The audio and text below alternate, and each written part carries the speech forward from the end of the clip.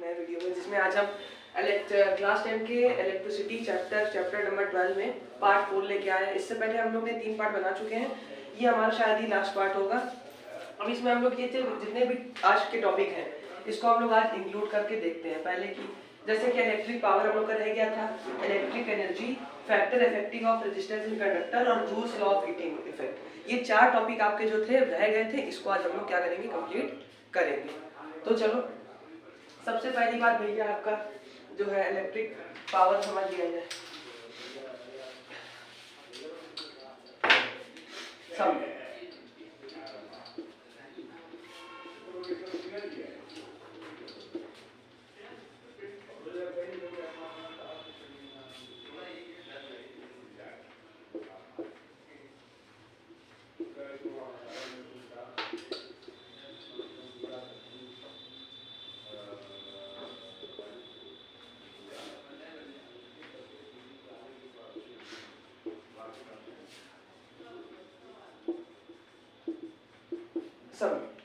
देखो electric power भैया की जो आज हम पढ़ेंगे, पहला टॉपिक हमारा क्या है, इलेक्ट्रिक पावर है। ठीक, तो इलेक्ट्रिक पावर जो है the rate of consumption of electrical energy is known as electric power. देखो जितनी भी अमाउंट में इलेक्ट्रिकल एनर्जी कंज्यूम होगी उसी को हम लोग क्या कहेंगे, इलेक्ट्रिक पावर कहेंगे। जितने अमाउंट में टाइम के रिस्पेक्ट में जितनी एनर्जी हमारी कंज्यूम होगी उसी को हम लोग क्या कहेंगे, इलेक्ट्रिक पावर। अब देखो the rate of consumption, rate का मतलब होता है कि हमेशा, आप लोग को इससे पहले वीडियो बताया था कि हमेशा टाइम से हम लोग क्या करते हैं, डिवाइड कर देते हैं। तो देखो जितना टाइम के रिस्पेक्ट में हमारा इलेक्ट्रिकल एनर्जी कंज्यूम होगी इसी को हम लोग क्या कहेंगे, इलेक्ट्रिकल पावर। और इसको हम लोग P से डिनोट करते हैं, तो होप करते हैं आपको समझ में आया होगा। अब देखो इसके ऊपर एक फॉर्मूला भी ड्राइव कर सकते हैं हम लोग। तो देखो पावर इज इक्वल्स टू, देखो rate of consumption of electrical energy, electrical energy लिखो चाहे वर्क डन लिखो, बात तुम्हारी एक ही आएगी, क्योंकि वर्क डन जो है वो भी एनर्जी का फॉर्म है। वर्क डन लिखो चाहे एनर्जी लिखो, बात तुम्हारी एक ही है। और देखो अगर रेट ऑफ है तो भाई हम इसको टाइम से डिवाइड कर देते हैं। तो ये तुम्हारा फॉर्मूला आ गया पावर का, ये तुम्हारा एक जो पावर का फॉर्मूला आ गया। इसकी अब यूनिट निकालनी है। तो देखो भाई वर्क डन और एनर्जी का जो, इसकी यूनिट निकाल ले पहले। देखो वर्क डन और एनर्जी इनकी यूनिट तो तुम जानते हो जूल होगी, चलो ठीक है। अपॉन टाइम की क्या होती है, सेकंड होती है, लिख लो। तो देखो जूल पर सेकंड बोलो चाहे वॉट बोलो, बात एक ही है। इसी जूल पर सेकंड को हम लोग वॉट भी बोलते हैं। तो इसकी 2 यूनिट हो सकती है, या तो जूल पर सेकंड बोल दो या फिर वॉट बोल दो। चलो हो सकता है समझ आया होगा, लिख लो पहले से। सॉरी लिख लिया होगा, समझो। अब देखो ये जो पावर है इस पे देखो न्यूमेरिकल बहुत अच्छे अच्छे बनते हैं। तो न्यूमेरिकल लगाने से भैया उससे पहले हमें भाई उसके फॉर्मूले भी तो याद होने चाहिए, कि खाली ऐसे ही लगा लेंगे। तो देखो इस पे जो 3 फॉर्मूले हैं, 3 फॉर्मूले बेस्ड ऑन पावर। पावर पे भैया 3 फॉर्मूले बेस्ड है, याद कर लो, बहुत इंपॉर्टेंट है, बोर्ड एग्जाम में पक्का आना है ये टॉपिक, समझो। जैसे कि पहला टॉपिक है तुम्हारा, पहला जो फॉर्मूला है वो है P is equals to VI, पहला फॉर्मूला। दूसरा है P is equals to I का स्क्वायर इंटू R, ठीक। अब तुम्हारा तीसरा फॉर्मूला जो आ जाएगा P is equals to V square upon R। इसमें भैया P से तो तुम समझ ही गए पावर, V से मतलब क्या होगा, पोटेंशियल डिफरेंस, I से इलेक्ट्रिक करंट, ठीक। P ये पावर तो है ही है, मतलब यहाँ पे हम लोग ने इलेक्ट्रिक करंट का स्क्वायर और रेजिस्टेंस, और यहाँ P से V का स्क्वायर, पोटेंशियल डिफरेंस का स्क्वायर अपॉन R। तो ये देखो 3 फॉर्मूले जो है तुम्हारे बहुत इंपॉर्टेंट है, इनको भी नोट कर लो। सॉरी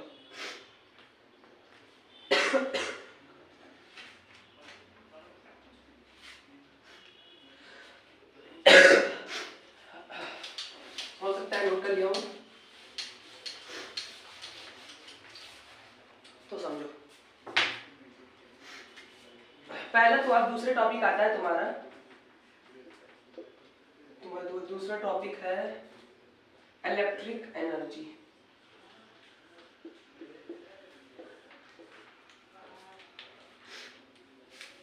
एक minute.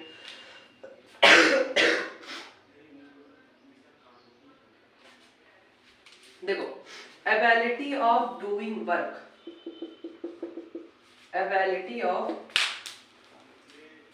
ability of doing work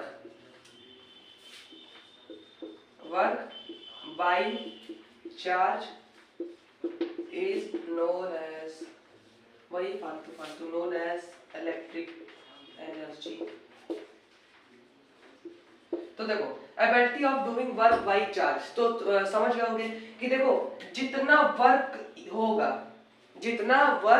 होगा चार्ज के रिस्पेक्ट में, उसी को हम लोग क्या कहेंगे, इलेक्ट्रिकल एनर्जी कहेंगे। जितना वर्क होगा चार्ज के रिस्पेक्ट में, उसी को हम लोग क्या कहेंगे, इलेक्ट्रिकल एनर्जी कहेंगे। चलो इसको देख लिया जाए। तो मान लो इलेक्ट्रिकल एनर्जी, तो इसको हम लोग E से is equals to P into T. भैया हमारा जितना वर्क डन बाय चार्ज यहाँ पे हमने बताया था, तो इसका फॉर्मूला ड्राइव होगा E is equals to P into T. इसको हमेशा याद रखना, ये इसका फॉर्मूला, इस पे क्वेश्चन आते हैं। लेकिन अभी इसको हम और भी आगे करते हैं, ठीक। इसके और भी फॉर्मूले हम लोग ड्राइव करेंगे। जैसे कि अभी इसके हमने पावर में 3 फॉर्मूले बताए, तो इस पे हमारे 3 फॉर्मूले और बनेंगे। लेकिन बस क्या होगा कि जो जितने फॉर्मूले थे उसमें हम लोग क्या करेंगे, टाइम से मल्टीप्लाई करा देंगे। जैसे कि उसमें एक फॉर्मूला था E इज इक्वल्स टू, उसमें था P is equals to VI था ना, तो उसकी जगह हम लोग इसमें क्या करेंगे, E is equals to P is equals to VI into T. ये तुम्हारा क्या हो गया, E is equals to VI into T, क्योंकि इसमें हम लोग ने किसका मल्टीप्लाई कर दिया, टाइम का। अब देखो दूसरा क्या है बनता है भाई तुम्हारा, दूसरा वाला याद करो, यही था P is equals to I square R, ये था। तो इसको हम लोग क्या करेंगे, I स्क्वायर R वैसे ही लिखेंगे, बस मल्टीप्लाई किसका करा देंगे, टाइम का।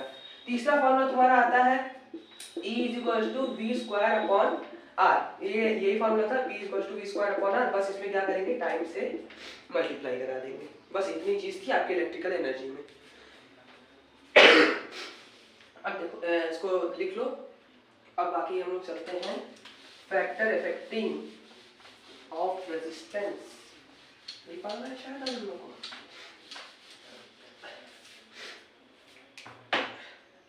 देखो जो रेजिस्टेंस होता है भाई, होता है, इसको कौन कौन से फैक्टर होते हैं जो कि इफेक्ट करते हैं, तो आज हम लोग यही पढ़ेंगे भाई। तो देखो सबसे पहले टॉपिक आता है तुम्हारा जो रेजिस्टेंस है, इसको इफेक्ट करता है लेंथ ऑफ वायर। जो रेजिस्टेंस है वो डायरेक्टली प्रोपोर्शनल होता है लेंथ ऑफ वायर, समझ गए, ठीक। उसके बाद देखो, तो इसको हम लोग ऐसे लिख सकते हैं, R is directly proportional to L, हो गया। अब उसके बाद हमें क्या करना है, दूसरा आता है कि देखो resistance is inversely proportional to cross section area. जो रेजिस्टेंस है आपका is direct inversely proportional to cross sectional area. तो इसको हम लोग ऐसे लिख सकते हैं भाई, R is equals to, R is inversely proportional to 1 upon area. इसको लिख सकते हैं, हाँ लिख सकते हैं भाई। देखो उसके बाद हमारा जो R है वो डायरेक्टली प्रोपोर्शनल होगा लेंथ के और इनवर्सली प्रोपोर्शनल होगा एरिया के, यही होगा। यहाँ पे इंटू का साइन लगेगा, ये ऐसा ही होगा, ठीक। तो यहाँ पे जब तुम डायरेक्टली प्रोपोर्शनल का हटाओगे, जब प्रोपोर्शनैलिटी की साइन हटाओगे तो कोई कांस्टेंट लगता है, इतना तो तुम्हें पता होगा, ठीक। R इज, जब प्रोपोर्शनैलिटी का साइन हटाओगे तो एक कांस्टेंट आएगा जिसे हम लोग क्या कहते हैं, रो, ठीक। तो ये हो जाएगा रो L बाई ए, यही आपका फॉर्मूला यही आपका फॉर्मूला हो जाएगा ये। अब देखो जिससे, अब देखो जो रेजिस्टेंस है हमारा उसको इफेक्ट क्या करता है, जैसे कि अगर हमारा लेंथ बढ़ा तो क्या होगा, रेजिस्टेंस भी इंक्रीज करेगा। अगर हमारा लेंथ जो है वो बढ़ा तो हमारा जो रेजिस्टेंस है वो भी बढ़ेगा। लेकिन अगर हमारा जो एरिया है भैया, अगर वो बढ़ा तो रेजिस्टेंस क्या करेगा, घटेगा, क्योंकि ये इनवर्सली प्रोपोर्शनल है। तो होप करते हैं तुम्हें ये टॉपिक समझ में आया होगा। अब इसके आगे का बताने जा रहे हैं तुम्हें।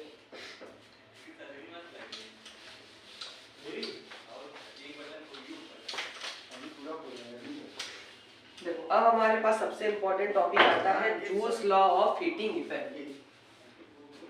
ये ज्यादातर एग्जामों में पूछा जाता है।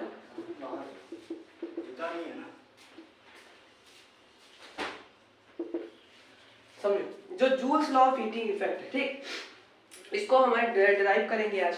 तो समझो पहले क्या होता है joules law of heating effect. देखो इसको एकदम ड्राइव करने का एकदम इजीली फॉर्मूला है। समझो पहला जो है हमारा जो joules law of heating effect, तो इसके हीट की बात करेंगे भाई। सबसे पहले तो हीट, कभी देखे होगे तुमने कोई भी बल्ब है वो जलता है, ज्यादा देर तक जलता रहता है तो उसमें हीट प्रोड्यूस होती है। क्यों? क्योंकि joules law of heating effect, आप उसी चीज को समझाएंगे, ठीक। तो समझो joules law of heating effect में जो H है हमारा हीट है, वो इनवर्सली डायरेक्टली प्रोपोर्शनल होती है I स्क्वायर के, ठीक। अब देखो, अब दूसरे टॉपिक में, दूसरे पॉइंट में जो हमारी हीट होती है वो डायरेक्टली प्रोपोर्शनल होती है टाइम के, होती है। अब देखो तीसरे में तुम्हारी बात आती है जो हीट एनर्जी होती है, तुम्हारी हीट होती है, ये डायरेक्टली प्रोपोर्शनल होती है रेजिस्टेंस के, ठीक। तो अब ये तीनों फैक्टर को जब हम लोग एक बार कंक्लूड करेंगे तो देखो H इज डायरेक्टली प्रोपोर्शनल होगा I square into R into P। ये हो गया। अब देखो डायरेक्टली प्रोपोर्शनल है, साइन हटा भाई, डायरेक्टली प्रोपोर्शनल हटाएंगे तो कोई तो कांस्टेंट लगेगा ही। तो देखो H जो है वो इसका हम लोग डायरेक्टली प्रोपोर्शनल हटा दिए तो क्या कि कांस्टेंट लग गया I स्क्वायर R P, ये चीज लगा। देखो यहाँ पे हम लोग कांस्टेंट K की वैल्यू जो है 1 मानते हैं, इसकी अगर हम लोग वैल्यू 1 मानेंगे तो H is equal to I square R T, ये हमारा फॉर्मूला ड्राइव हो गया। बहुत सिंपल सी चीज थी, लोग इसको इतना झूठे ही वो करते हैं, लेकिन ड्राइव करने का फॉर्मूला बहुत इजी था। तो करते तुम्हें इस पार्ट में जितने भी चीजें बताई गई सब समझ में आई होगी। तो अगले पार्ट में हम लोग बस एक टॉपिक आपका रह गया न्यूमेरिकल्स, वो हम करा देंगे।